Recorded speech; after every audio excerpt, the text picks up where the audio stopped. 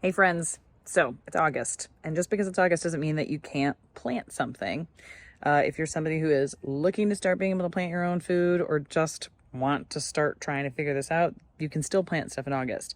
In August, you want to start things like broccoli. You can maybe start spinach if you have a spot that isn't too hot. Spinach, arugula, lettuces, those kinds of things, because those are things that can overwinter. Radishes are another thing that you can do, which are very quick to germinate, and beets. So today I'm actually going to plant some broccoli and beets and some spinach in some spots that didn't do very well with other crops during the summer. You know, part of the reason why I'm doing this is to show you guys that you don't have to have a lot to be able to just start something. It's okay to fail. It's okay to, figure it out as you go.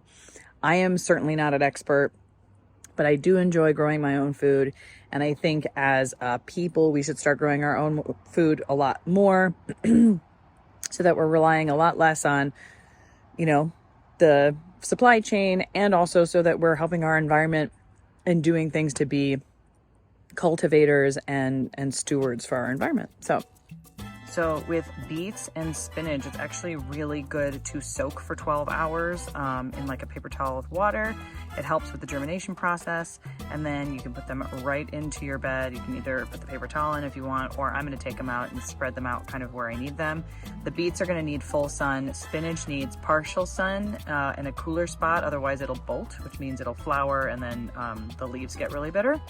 And then the broccoli is also gonna go into I'm using Calabrese broccoli from one of my favorite distributors.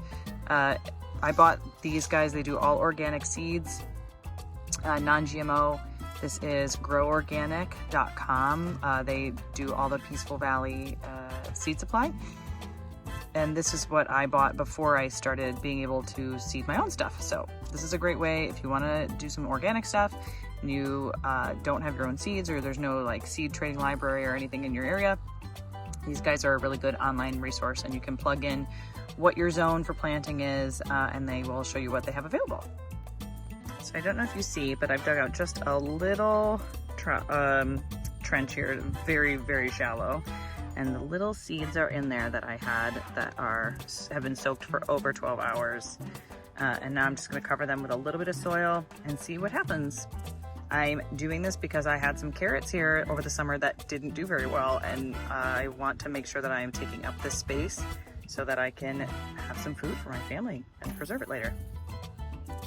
So I'm making a little trench again for my spinach, and I don't know if you can see him, but one of my little worm guys is right here, which makes me feel good about my bed and the worms that I put in here, because that means that they are breaking down, because there's a lot of organic matter here. So that means that they're coming to the top and breaking down a lot of this stuff, which is great.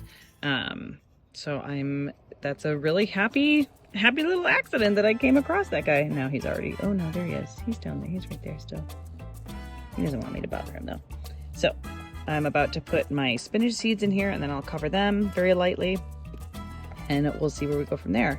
I put the broccoli over in our other bed over there. See how on this side I had cucumbers over there, and I had also planted cucumbers here, but these cucumbers didn't do well. They didn't sprout or anything.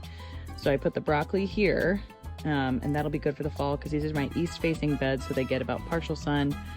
And then over the winter I can put polytunnels here if I want, if I decide to, if I'm, not lazy. But I am a lazy failing gardener, so we'll see what I get up to this winter. So the broccoli's over there, so we'll see how that does. And I'm gonna put some spinach down here and maybe some spinach over there too.